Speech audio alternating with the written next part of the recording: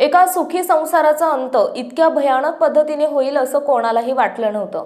पुण्यातून एक अशी घटना समोर आली आहे जिने संपूर्ण शहर हादरवून सोडलंय। एखाद्या वेब सिरीजलाही लाजवेल असा बनाव एका व्यक्तीनं त्याच्या बायकोचा जीव घेतल्यानंतर रचला। गॅलरीतून पडून मृत्यू झाल्याचा कांगावा करणाऱ्या या पतीचा सोज्वळपणाचा आव पोलिसांनी काही तासातच मोडीत काढला आणि या संपूर्ण प्रकरणाचा पर्दाफाश केलाय। पुण्यातील बिबवेवाडी परिसरात हा धक्कादायक प्रकार घडला।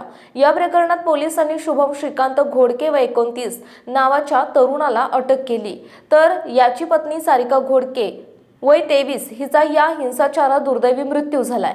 सारिका आणि शुभम यांचं लग्न होऊन अवघे काही महिनेच झाले होते, मात्र या अल्पशा काळातच संशयाच्या पिशाचाने एका हसत्या खेळत्या घराची राखरांगोळी केली। पोलिसांनी विचारणा केल्यावर शुभमने अत्यंत शांतपणे सांगितले की सारिका गॅलरीतून खाली पडली आणि तिचा अपघाती मृत्यू झाला।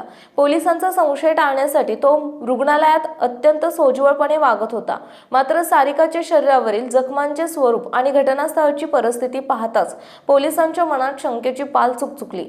सध्या बिबवेवाडी पोलीस ठाण्यात या प्रकरणी खुनाचा गुन्हा दाखल करण्यात आला असून पोलीस अधिक तपास करतायत। महत्त्वाच्या बातम्या पाहण्यासाठी आजच आमच्या